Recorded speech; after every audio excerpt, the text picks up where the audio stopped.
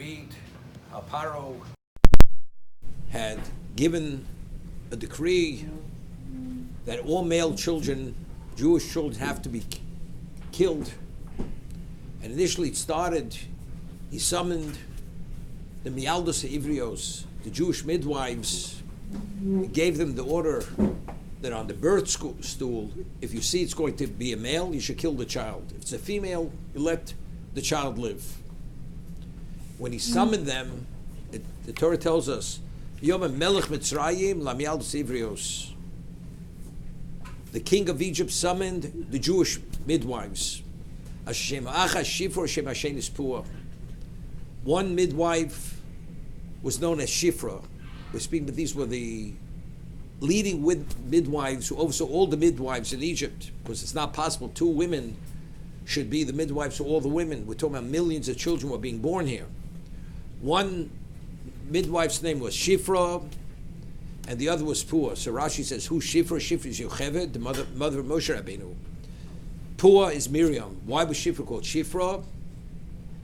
She mishaperes of Vlad, because after the child was born, she would beautify the child. And Miriam was Pua because she would calm the child.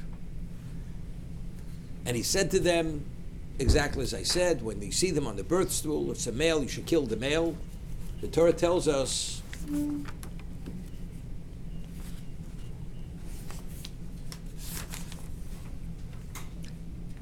Vatirena hamialdos eselokim. The midwives, they feared God.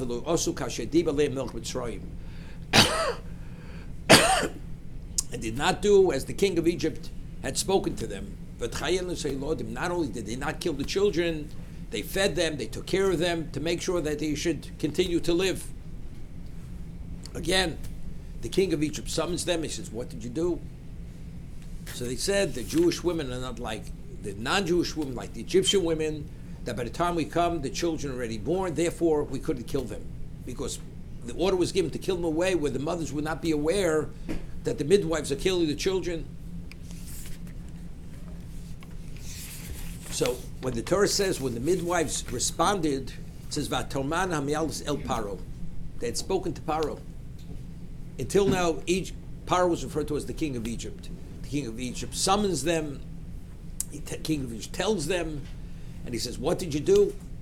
The king of Egypt, he says, Vatoman hamialdos el Paro. And why did they not heed the word of Paro? Because they feared God. Meaning when Paro spoke to them, he spoke to them as the king of Egypt. Do you know what it means to be spoken to as the king of Egypt? Paro understood his power. And he knew exactly how to intimidate and how to negate a person's existence in his presence. He's the monarch of the most powerful, advanced civilization. And he's giving the order. And when he hears his dictate was not heeded to, he summons them as Melech Mitzrayim. El Paro. They responded to Paro. It doesn't say they responded to the king of Egypt. Now, why did they not heed his word? Because they feared God. A person who has a proper level of reverence for Hashem and fear, the mortal means nothing. You may be summoning me as Melech Mitzrayim and coming with a claim against me as Melech Mitzrayim, but you realize you're Paro. El Paro. And they gave the reason. And because they did not heed his word, because they feared Hashem, it says God provided with them with Batim. Moshe, Miriam, and Aaron were Yecheved's children. Miriam had Malchus come from her because of this.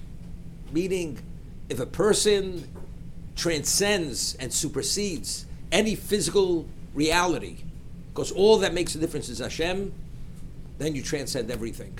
Nobody could dictate to your life. But the Torah tells us the reason why the Klal Yisrael thrived was because of what Miriam and Yocheved had done. Now, in the history of existence, other than the Avos HaKadoshim, Avram, Yitzchak, and Yaakov, nobody had a family like Yocheved. There were three Parnasei Yisrael, there were three Parnosim, there were three leaders that Hashem provided for Klal Yisrael. Moshe, Aaron, Miriam, from one woman, from one couple, Amram and Yocheved should have such special children? The answer is, the Orach Chaim HaKadosh says, only because of what they had done, their sacrifice based on the Yerushalayim, there is a Klal Yisrael. And because there is a Klal Yisrael, they merit to have children who are shokol, who are the equivalent of the whole Jewish people.